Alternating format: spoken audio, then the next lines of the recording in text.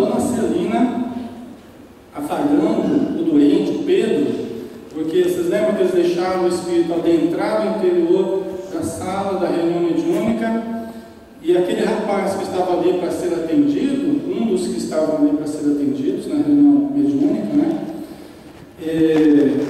E ele teve uma crise, né? Soltou um grito, porque a entidade avançou para cima dele. Eles permitiram que a entidade adentrasse no interior da sala para a título de aprendizado, a título de ensinamento, para o André Luiz, né? Então, mas ele entrou em crise epilética e foi levado para uma outra sala, e o espírito ficou ali engalfinhado com ele, naquela luta feroz um com o outro, né? E aí a dona Celina estava junto dele, junto da mãe do rapaz, da mãe do Pedro, né? Então a dona Celina, afagando o doente, pressentiu a gravidade do mal e registrou a presença do espírito infeliz. A dona Celina percebeu o espírito ali junto, né? André percebeu e a cautela para não se apassivar, a fim de seguir por si própria todos os trâmites de socorro. Quer dizer, a dona Celina, ela foi ajudar, mas ela, como médium, que é médium inconsciente, inclusive, ela tomou todo o cuidado, ela estava cautelosa para não entrar na passividade, para não dar comunicação do espírito. Então ela tomou esse cuidado. Por quê? Porque ela, como médium, ela pode começar a entrar na frequência do espírito e dar comunicação, mas veja que é uma médium disciplinada, uma médium preparada, né? Então ela tomou esse cuidado para não se deixar passivar. Ela tentou estabelecer um entendimento com o verdugo, mas em vão. Tentou conversar com ele, estabelecer um contato, mas em vão. Tem hora que não vai, principalmente quando o médium não está bem, quando o médium não tem uma disciplina, não tem um equilíbrio, é pouco producente, é pouco produtivo você conversar com o espírito. Não se chega muito em lugar nenhum, porque a obsessão muito caracterizada e o espírito se comunicando através do próprio obsediado é pouco produtivo.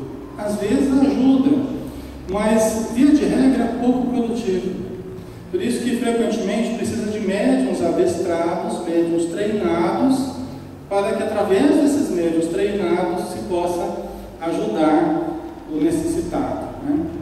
Acho que mais ou menos assim, né, Alexandre? Quando a gente não está muito bem, só a gente mesmo, eu acho que na hora da comunicação a gente não se doa por inteiro, né? Você fica meio que, não é assim? O médium? O médium, quando ele não está bem com ele mesmo, de uma coisa do dia a dia dele lá, que na hora lá da comunicação ele ainda fica meio que voltado para as coisas do dia.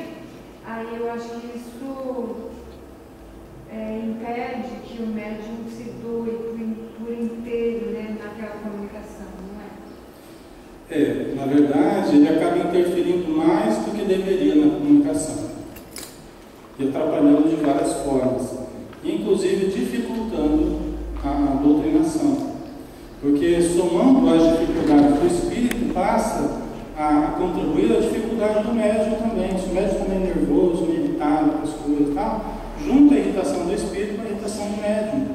Por isso que geralmente são comunicações que não chegam a lugar nenhum. O espírito fala, esbraveja, argumenta, fala, o doutrinador pode tentar de tudo que não vai conseguir ajudar. Por quê? Porque tem duas pessoas ali que estão, as duas estão nervosas, as duas estão irritadas, e as duas não estão querendo ajuda. Então o médium ele não vai ajudar a doutrinação, ele não vai ajudar o necessitado.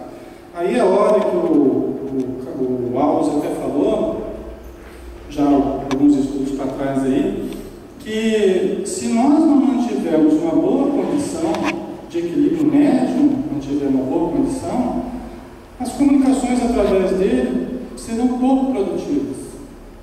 Entendeu? Serão pouco produtivas. Não se alcança o resultado esperado. Não é pesado. Pesa muito. Né? lugar nenhum, né? Você fica ali gastando argumentos e falando, o grupo vibrando e tal, mas não é difícil, fica muito mais difícil. Pode até vir a alcançar o objetivo, mas é com muito mais dificuldade. Por isso que o esforço nosso é da gente ficar bem, né? O esforço nosso é da gente se estruturar, né? Estar em condições para ajudar, senão a gente é mais um a precisar de ajuda. Porque é assim, pessoal, não tem meio termo. Tem duas posições na vida. Tem daqueles que ajudam e daqueles que precisam de ajuda. Não existe meio termo. Tá? A gente tem que pensar, eu sou daqueles que estão ajudando ou sou daqueles que estão requisitando ajuda? Né? Não tem problema a gente requisitar ajuda. Só que a gente não pode ficar na condição de eterno necessitado. A gente tem que começar a perceber isso. E começar a passar para o lado dos que ajudam, efetivamente. Né? Então, na reunião mediúnica, a gente vê muito claro isso. Né? Então, ou as pessoas estão em condição de ajudar, ou elas vão estar necessitadas sempre, sejam médios, doutrinadores, seja o que for. Né? Inclusive, o próprio Espírito não tem meio termo. O Espírito vai se comunicar, ou é alguém que está ali para ajudar, ou é alguém que está ali para ser ajudado. Né? Não existe meio termo.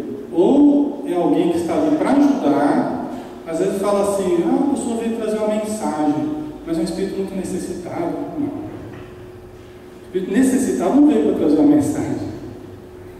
Né? Ele pode até trazer um testemunho das dificuldades dele. Olha, eu passei por tal dificuldade, mas ele já está em recuperação, ele já está se melhorando, ele já está, né, aprendendo coisas novas no plano espiritual. Tal. Isso sim.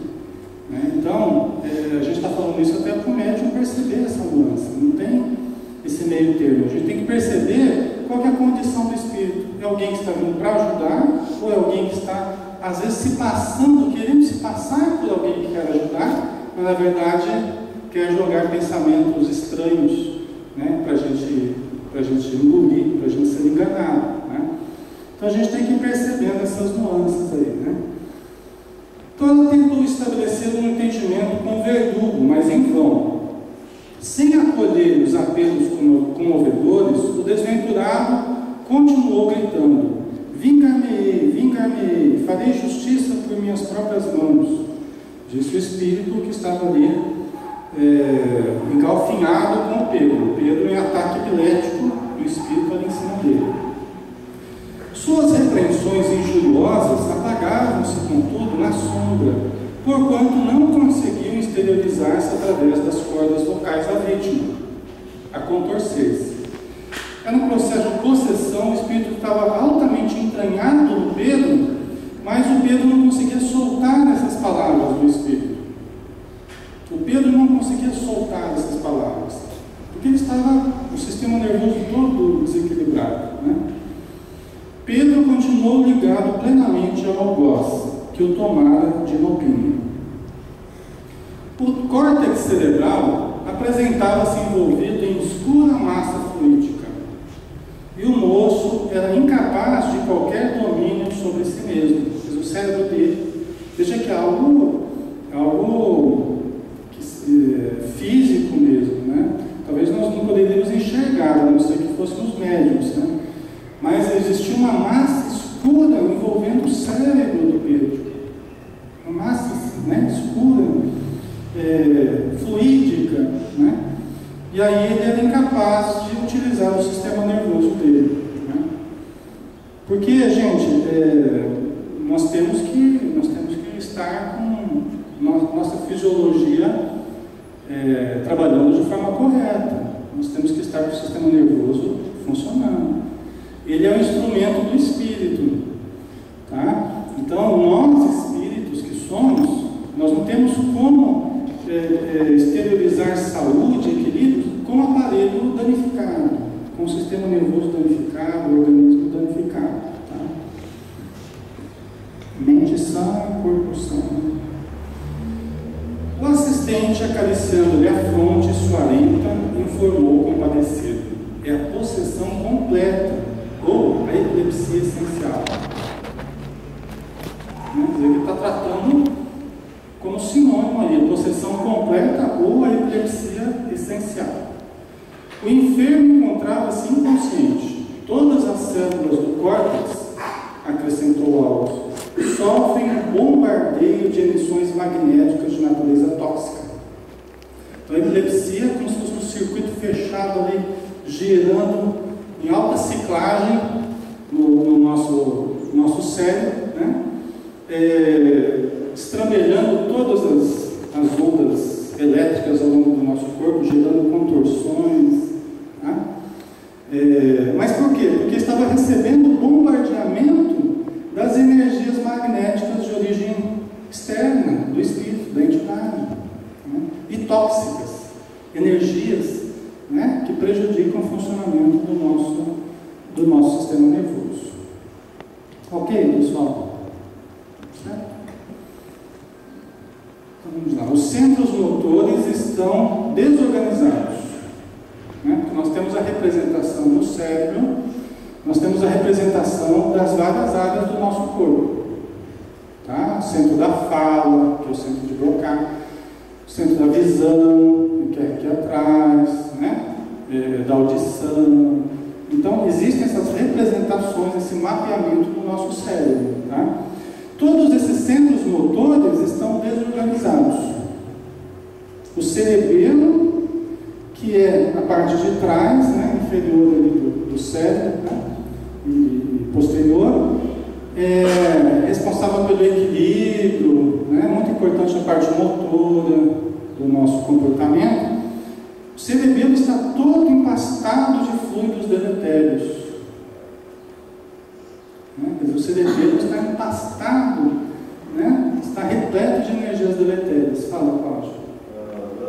Glândula pineal, ela estaria em ligação com o cérebro aí, seria um fio também? A glândula pineal, ela está funcionando aqui também, só que de uma forma também desorganizada. Tá? Todo esse conjunto aqui está trabalhando, está ativo, a glândula mental, os espíritos falam, a glândula pineal é a glândula da vida mental, seria a glândula da mediunidade. Né? E quanto mais, conforme os estudos do Dr. Sérgio Felipe, de São Paulo, quanto mais cristalizações existem na glândula pineal, maior é a mediunidade que a pessoa tem. Se eu não me engano, cristalizações de hepatita, é um tipo específico de cristal.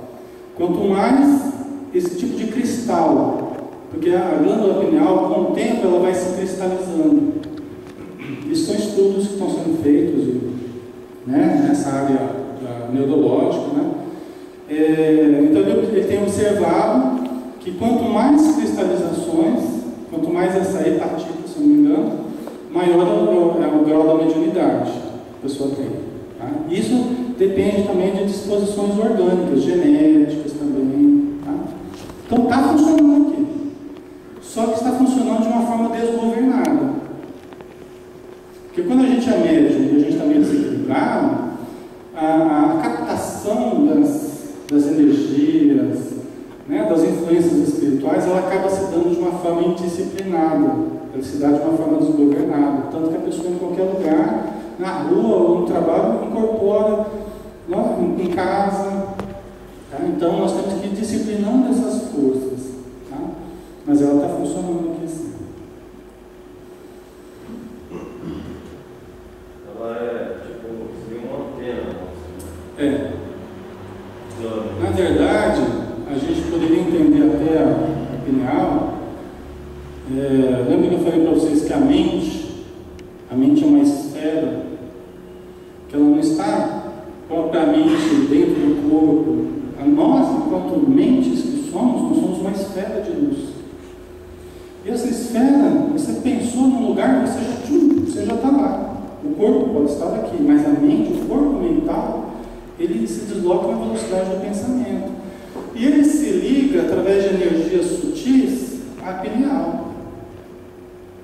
Então, nós mesmos comandamos o nosso corpo, nós, enquanto mentes que somos, nós nos deslocamos para onde o nosso pensamento vai, só que nós mantemos contato através de energias sutis, captando pela pineal, como se fosse um controle remoto. E nós captamos na pineal. Você imagina a pineal mais ou menos como um prisma. Né? Uma pirâmidezinha, um prisma, né? Imagina um prisma, um cristal. O que ele faz? Ele pega a luz e decodifica essa luz em frequências específicas. As frequências do espectro eletromagnético, né? Do vermelho ao violeta e tal. Então ele pega a luz branca e decodifica em várias frequências. Na verdade é isso que a pineal faz com a gente. A gente pega a energia que vem de fora, que vem da mente nossa, ou de alguém, ou de outras mentes, decodifica os chakras em frequências específicas. Cada chakra é uma frequência específica. Então aí comanda todo o organismo à distância. Nós, enquanto mentes que somos, né? Nós comandamos todo o nosso organismo. Cada chakra com a sua função psíquica e a sua função orgânica ao mesmo tempo. Tá? Então aí, por isso que cada chakra teve uma coloração diferente, né? Cada chakra vibra numa frequência diferente. Então a pineal que faria isso, né? Então vamos lá. As vias do equilíbrio aparecem completamente perturbadas, porque o cerebelo está empastado em energias deletérias, né? Então perturbando o equilíbrio do Pedro, né? Pedro não dispunha de controle para governar-se, nem de memória comum para registrar a ocorrência. Tá? Então, todas as funções estão desorganizadas. A memória, a fala, tá? A consciência ali está perturbada. Mas isso somente no setor da forma de matéria densa, visto que, em espírito, ele arquivava todas as particularidades da situação em que se encontrava, de modo a enriquecer o patrimônio das próprias experiências. Quer dizer, o aparelho, o corpo, está prejudicado, mas ele, enquanto espírito, está registrando tudo o que está acontecendo. Nós estamos registrando o tempo todo tudo o que está acontecendo, o tempo todo. Nós, enquanto espíritos que somos, nós não estamos encerrados num corpo. É como a luz que atravessa o vidro em que ela foi colocada, né? Então, nós, enquanto espíritos, nós extrapolamos os limites de um corpo. E eu agora há pouco estava falando da mente, né, que viaja para lá, para cá, né?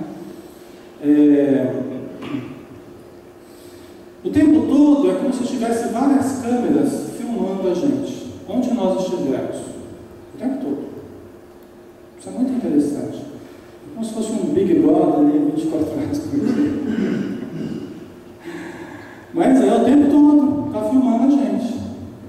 Nós estamos gravando tudo. Não me perguntem exatamente como isso acontece. Mas como é que a gente pode perceber essa realidade? Ora, quando você vai fazer uma regressão de memória, você pode ver você como num filme. Ora, como é que eu posso me ver numa regressão de memória, numa outra época, como se eu estivesse vendo um filme? Quem é que gravou esse filme? Está gravado em mim. Mas como é que eu estou gravando? Eu de fora. Vocês entendem? Como é que gravou de fora o meu comportamento? Eu estou me vendo, está acontecendo isso, está acontecendo aquilo. Ou eu posso me ver também na situação.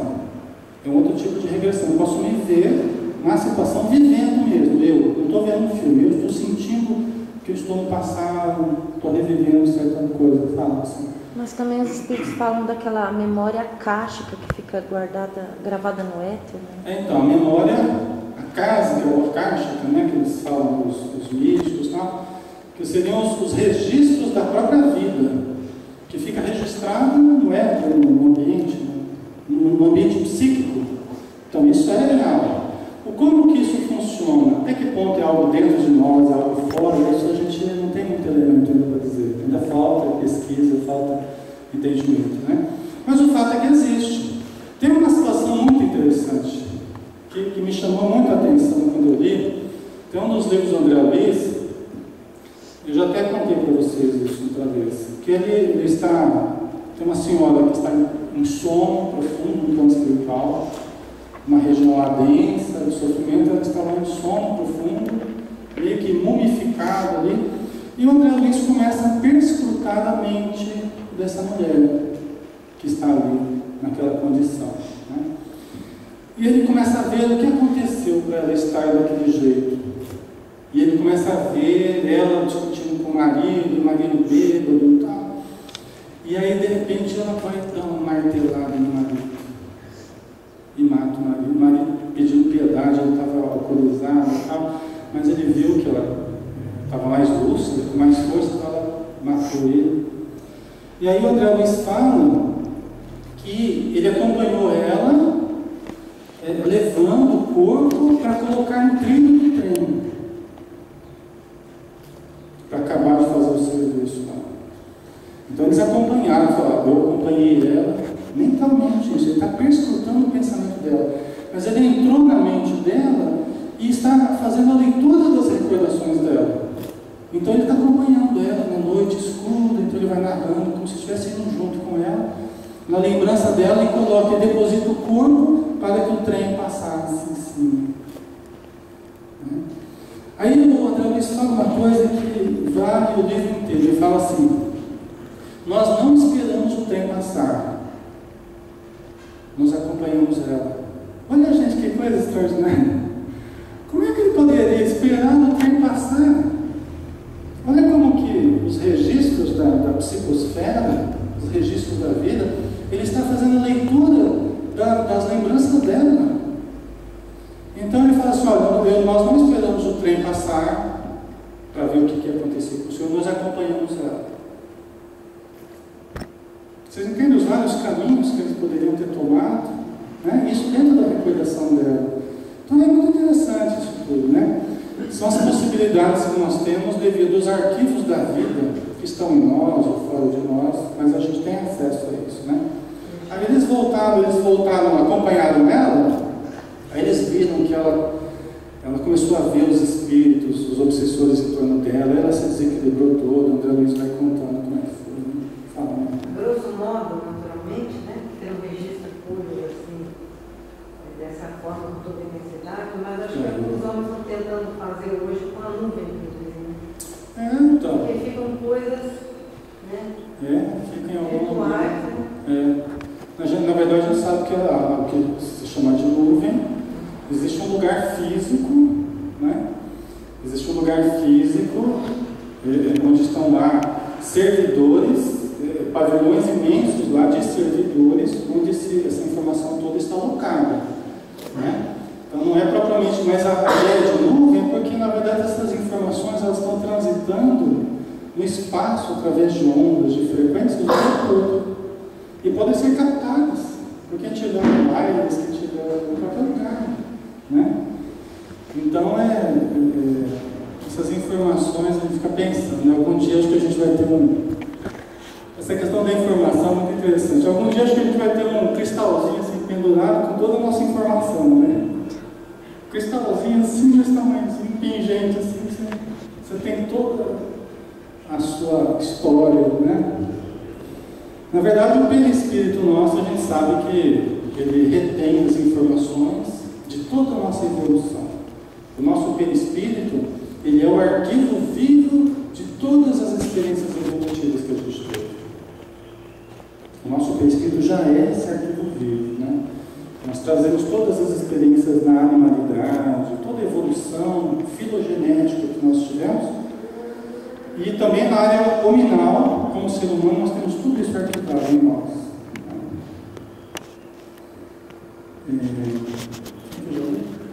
Mas isso somente no setor da forma de matéria densa, visto que em espírito ele é arquivado todas as particularidades da situação em que se encontrava, de modo a enriquecer o patrimônio das próprias experiências, né?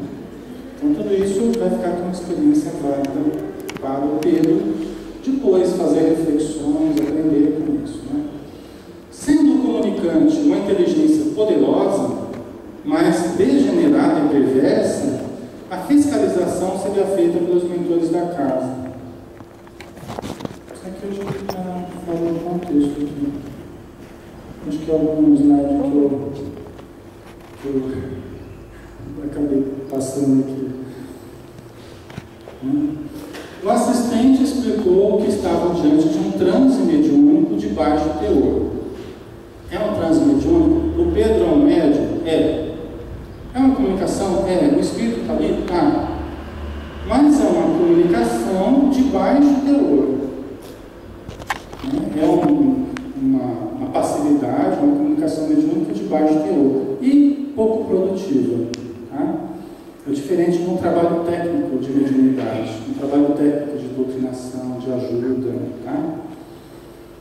Embora na linguagem médica o fato constituísse um ataque epilético, porquanto ali se via a associação de duas mentes desequilibradas, aprender-se as teias do ódio recíproco.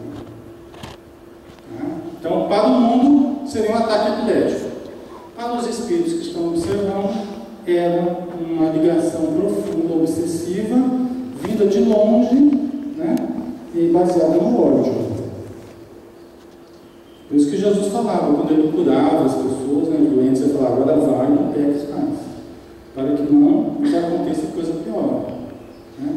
Então ele ajudava o corpo, ajudava a mente da pessoa, mas dava uma indicação para o tratamento dela a longo prazo. Então vai, toma cuidado, vive de maneira correta, procura andar, né, dentro do equilíbrio para que não aconteça coisa pior, porque pode acontecer você piorar de novo. Né? Era assim que Pedro se achava nas regiões inferiores, antes da presente reencarnação. Então, olha lá a história do Pedro. Ele estava nas regiões inferiores, antes da presente encarnação. Então, ele procede não das regiões de luz, ele já veio a encarnação vindo das regiões de sombra. Acontece muito esse tipo de encarnação. De reencarnação. Tá? Reencarnações que procedem das regiões inferiores. Por quê? Porque o espírito que está reencarnando, ele não tinha méritos para estar numa região melhor. Ele já veio direto das regiões inferiores para a Terra. Tá? Isso pode acontecer muito. Tá? Devido aos comprometimentos que ele trazia. Tá? Havendo por muitos anos bolado ele e o adversário nas zonas purgatoriais em franco duelo, tinha melhorado e os reencontros de ambos eram mais espaçados. Então ele e o obsessor dele estavam brigando, rolando nas trevas lá há muito tempo, né? Em franco duelo. Ele tinha até melhorado. Tá? Mas os reencontros de ambos eram mais espaçados, né? E ultimamente deveria estar havendo uma piora do quadro. Né? A gente é assim, às vezes numa fase a gente está bem, aí a gente começa a descuidar das disciplinas, da oração, do equilíbrio emocional nosso, aí a gente começa a cair. A gente começa bem e às vezes vai terminar mal. Por isso que a gente tem que tomar muito cuidado, né, com determinadas sugestões que vão sendo feitas na nossa mente, ideias, né, porque a gente vai aceitando aquilo como se fosse nosso e daqui a pouco a gente vai. Né, a gente vai dando largas à influência. Né. Paulo de Tarso chega a dizer assim, numa das cartas das igrejas, eu não lembro de qual igreja que era, que ele fala assim: vós que começastes pelo Espírito, acabareis agora na matéria? Acabareis na carne? Vós que começastes pelo Espírito, acabareis na carne? Ou seja, gente que começou bem, cheio de ideais, cheio de busca, nós vamos acabar agora na vida comum, se entregando absolutamente à matéria, né? Então é uma letra para todos nós, né? E mantemos a insistência na busca pelo bem. Né? A ajuda da prece. Percebendo a dificuldade para atingir o obsessor de uma palavra falada, Dona Celina, com o auxílio de Aulos, formulou vibrante prece, implorando a compaixão divina para os infortunados companheiros que ali se digladiavam inutilmente. Então, a dona Celina, médium que ali estava, ajudando Pedro, ela se sintonizou com o Alves. O Alves é o espírito orientador do André Luiz, e ela fez uma prece.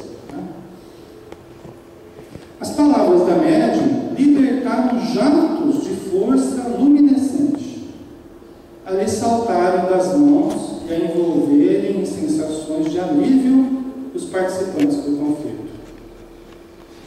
As palavras da médium libertaram jatos de força luminescente a lhe saltarem das mãos, porque eu estava aplicando passe, né? Não estava fazendo prece, né? Eu não estava nem aplicando passe, mas saía a luz pelas mãos dela de um jeito, né? A envolver as sensações em sensações de alívio dos participantes do conflito, tanto o obsessor quanto o obsediado. O percebedor, qual se houvesse aspirado alguma substância anestesiante, se desprendeu automaticamente da vítima, que repousou, enfim, num sono profundo e reparador. Está muito quente? Não. Tem mosquitinho. Tem mosquitinho? Os mosquitinhos espíritas também gostam de perceber. Acho que de levinho já dá uma ajuda, né? Eu vou falando, vai dando um calor. Eu começo, nossa, eu escanto com a chuchu, começo a calor.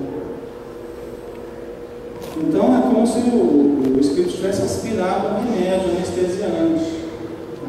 Por isso que a gente usa tanto nas mediúnicas, talvez fique até rotineiro e falões para as pessoas que ouvem, né? O espírito se comunica, a gente fala só, né? Nós estamos aplicando a medicação em você, então a gente repete isso 30.000 vezes. Porque os próprios espíritos, o André Luiz, ele recomenda a gente para usar a sugestão, né? Usar a sugestão verbal, né? Para os espíritos comunicantes. Como a gente sabe como os espíritos amigos agem e o efeito das energias sobre os comunicantes, então a gente usa em larga escala, porque funciona. Né? E a gente sabe que não é apenas sugestão. Enquanto nós estamos falando, os espíritos estão agindo com energias realmente repousantes, anestesiantes.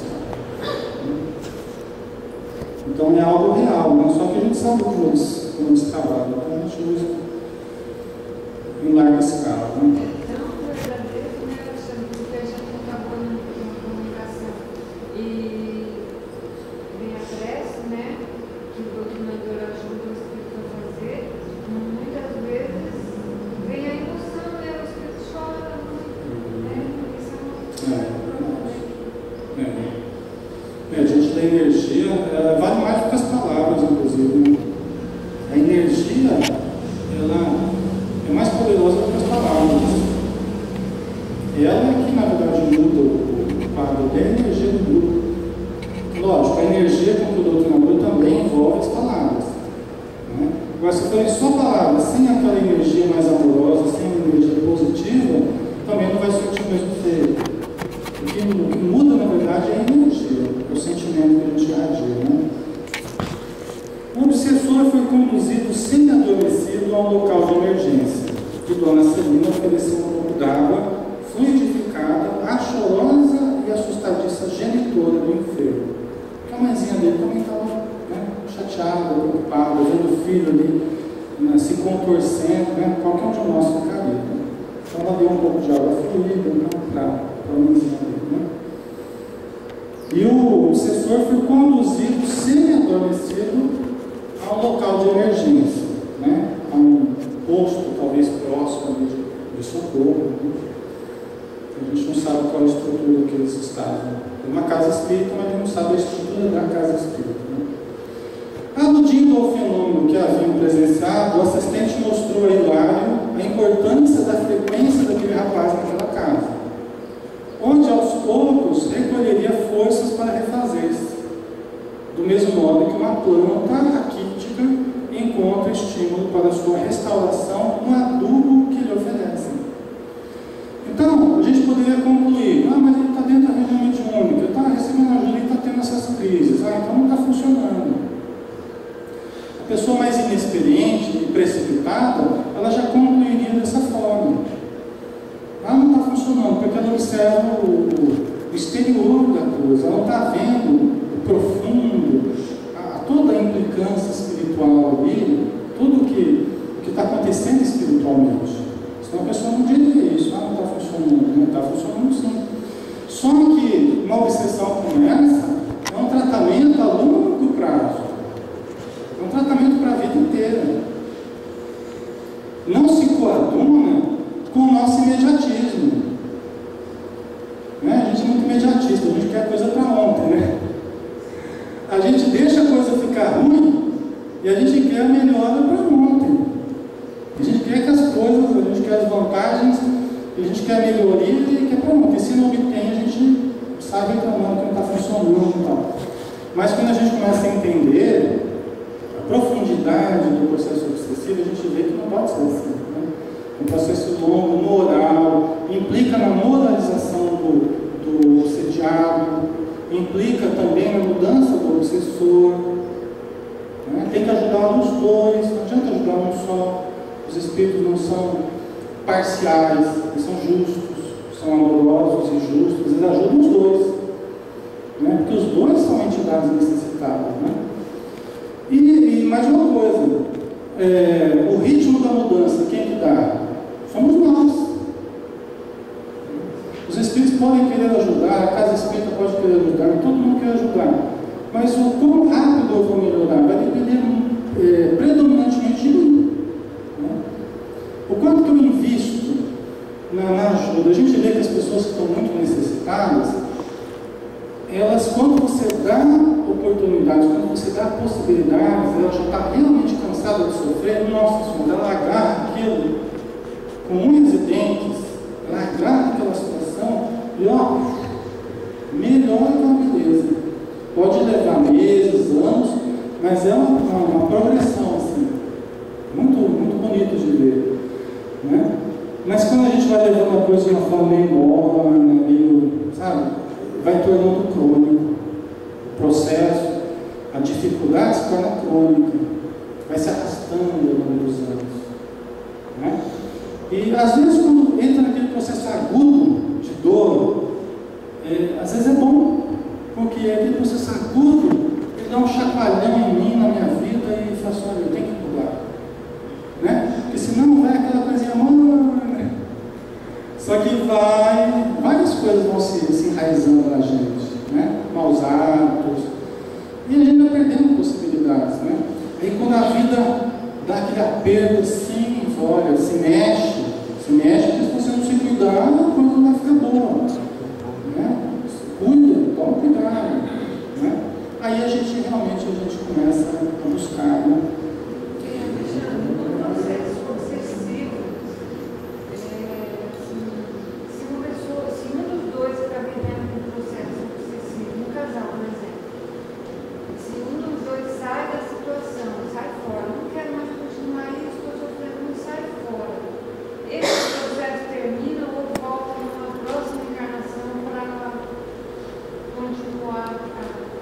Depende de cada caso, mas cada caso é um caso, né? Depende se você realmente terminou o que você tinha que fazer para a pessoa, se você realmente concluiu aquilo que você se dispôs a fazer. E muitas vezes a gente pode chegar no plano espiritual e falar assim: olha, eu também fiquei devendo muito, não foi só o outro que fugiu do compromisso, eu também fiquei muito a desejar. Talvez se eu também tivesse agido assim, assado. E às vezes pode ser que eu peça de novo para voltar com o outro de novo. Pode ser que eu peça novamente para voltar com a pessoa. E chega à conclusão: lá no plano espiritual eu estou mais elevado, lá não é mais luxo, tal, cheio de amor para dar. Eu falo assim: eu quero voltar para aquela pessoa de novo. Não é mesmo? Aí você pede de novo, nova oportunidade. Então, eu digo assim, cada caso é um caso, né? Então não dá para a gente dizer se vai acontecer isso ou aquilo. Né? Você está falando uma coisa assim? Já passou um soco.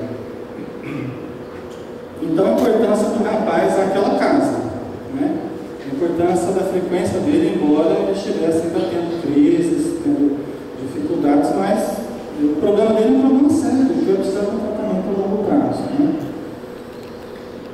devagarzinho ele vai se fortalecendo, né? A questão não é a gravidade. O problema não é a gravidade. O problema é o nosso esforço. O problema pode ser super grave, mas se há esforço, eu já atendi paciente que tem que atender todo dia. Por mais de um ano, todo dia. Por exemplo, no consultório, todo dia está lá. Mas a pessoa, quando ela vai se ajudando, vai melhorando, ajuda espiritual, ajuda psicoterápica, remédio, e vai que vai. Né?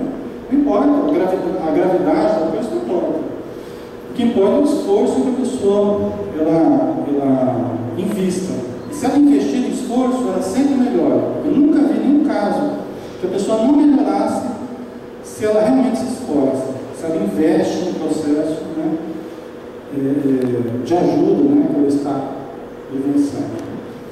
Dia a dia, ao contato de amigos orientados pelo Evangelho, ele e o desafeto, porque ele vai para a reunião mediúnica, ele está sendo atendido na reunião mediúnica, né?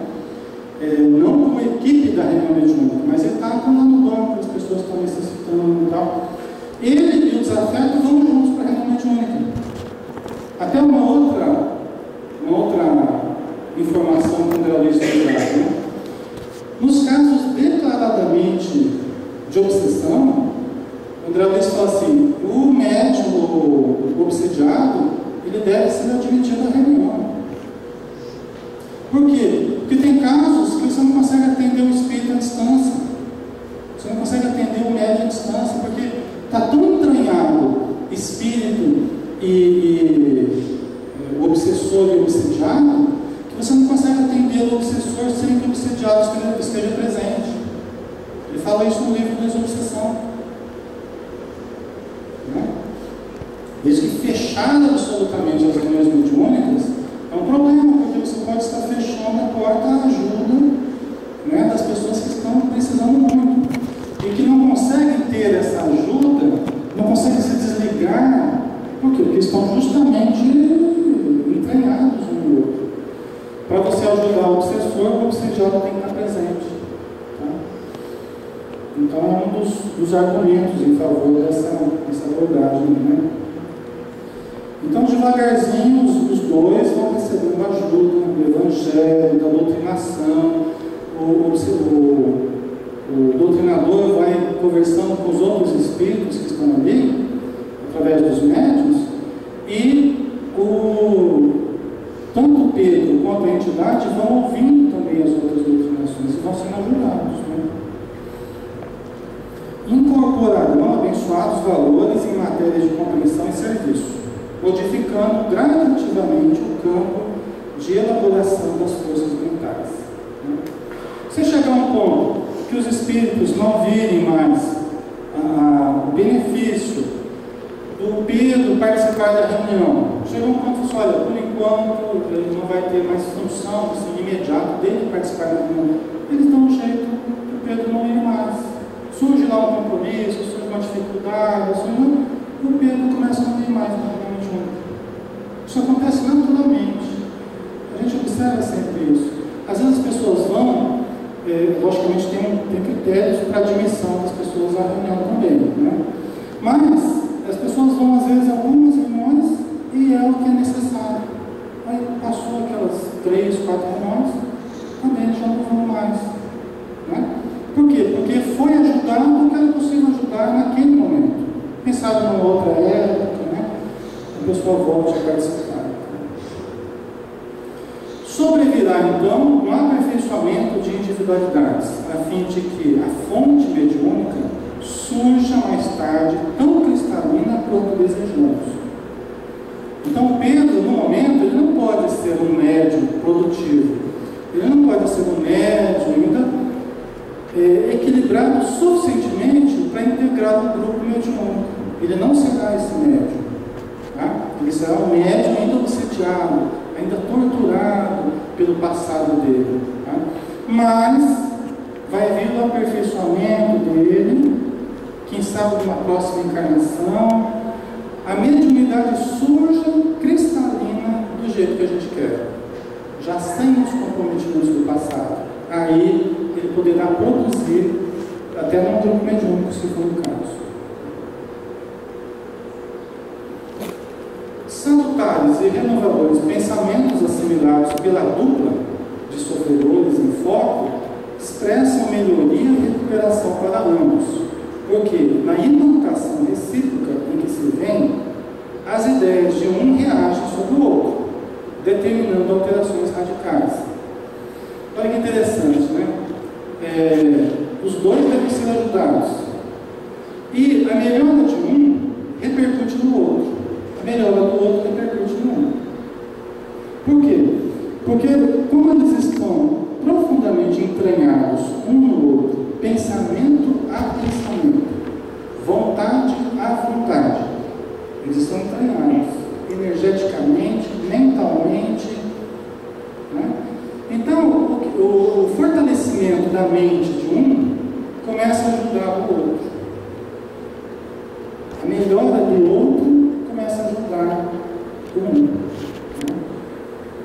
Então os dois vão saindo da obsessão juntos, obsediado e obsessor, vão saindo juntos ao longo do tempo, vão tomando passe junto, ouvindo doutrinação junto, ouvindo o evangelho no lar juntos, e ambos vão se fortalecendo juntos, mentalmente, emocionalmente, sentimentalmente, vibratoriamente, até que chegue um ponto de conseguirem um libertar o outro.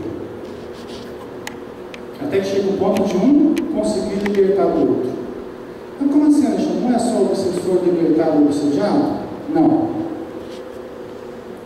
Pode acontecer, e acontece com muita frequência, do obsessor mudar antes que o obsediado.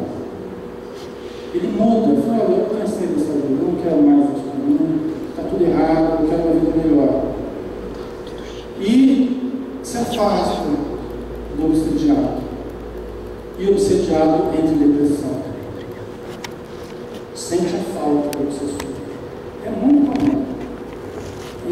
Começa a perder o sentido das coisas, a energia, entra no estado de prostração, sentindo a falta do obsessor. Porque, gente, essa ligação obsediado obsessor, ela foi se construindo ao longo de muito tempo. Eles foram se acostumando um com o outro. O pensamento de um foi fazendo parte da mente do outro, o pensamento do outro foi fazendo parte da mente do outro. Foi havendo um entranhamento em todos os sentidos, até energético. A simbiose, uma troca de energia, permite ele se ver privado daquele alimento que ele tinha, psíquico, do outro. E aí parece que está faltando alguma coisa. Aí entra uma tristeza profunda, parece que está faltando algo, faltando uma parte de mim, está faltando. Era um obsessor, por incrível que pareça. Às vezes é um obsessor. A busca da identidade, porque o comportamento, era uma mistura, estava uma mistura. Então meu pai falou bem, era até uma identidade, a busca de identidade. Quem que eu sou? Porque eu fui alterando o meu comportamento, eu fui alterando os meus gostos, eu fui alterando o meu querer, a minha estrutura de vida, porque foi misturando o que o Espírito queria com o que eu queria. Olha a profundidade disso, pessoal. De repente eu me vejo privado desse outro querer. Né? Então, por isso que a gente vê mudanças muito profundas na vida das pessoas, quando elas começam a buscar a ajuda espiritual, a desobsessão, passa, a leitura, a gente observa mudanças muito profundas. Porque à medida que eu vou sendo mais eu mesmo, que eu vou descobrindo quem que eu sou, e que eu vou tendo menos interferência dos espíritos, daquele condomínio espiritual que a gente falava outro dia, né? Tem um livro que chama Condomínio Espiritual, né? Que acaba vindo a nossa mente ali no condomínio, cheio de condôminos, né? Assim fala, né? Que ficam lá, cada um dá uma opinião diferente. Fala, Zé. Então, esse obsessor, que agora, do lado positivo, ele não pode influenciar? Pode, frequentemente. Pode, frequentemente ele passa a ajudar, sim. Dependendo do caso, ele vai ser até um dos maiores estímulos para que eu possa mudar. Pode acontecer sim. Tá? E é da lei que aquilo que a gente fez para desorganizar, a gente tem que fazer para reorganizar de novo. É por isso que a gente vai participar de reunião mediúnica, é para ajudar a reorganizar vidas que a gente ajudou a desorganizar no passado. Você entende, Isabel? Então a gente vai, é da lei que os personagens que fizeram parte da nossa existência voltem para o nosso convívio, para que a gente ajude a colocar as coisas nos eixos, né? Pode surgir em familiares, pode surgir em companheiros espíritos, encarnados, né? O caso da Dona Benedita Fernandes, né? Ela só naquele tempo não tinha hospitais mesmo, lá, tinha os perturbados eram colocados na cadeia. Não conheço, não tinha onde colocar. E ela era meio perturbadora. E um carcereiro, eu percebi que era um pouco espiritual. O espiritismo não era muito difundido, mas ele sabia qualquer coisa e falou com ela que o caso dela era de tomar um espírito para ajudar, né? Esse caso dela era a obsessão. E o único espírito que perturbava ali, se ela quiser mudar, ele muda também. E passou a ser com o tempo, ele virou ela também. Ela era uma das grandes trabalhadoras da assistência social do movimento espírita, ela só tudo. Você vê que pegou como sanatório, São Velho, assim. Então, mudou o espírito e mudou ela. Então, todo mundo ficou feliz, né? O espírito ficou feliz, nós também, né? Que bom, né? Como tem esse desfecho, né, pai? Pode ajudar milhares de pessoas depois, né? Como no caso dele, né?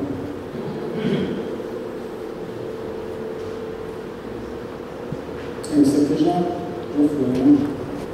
Já está no nosso lugar. Vamos dar uma paradinha aqui, então. Na semana que vem a gente continua, né?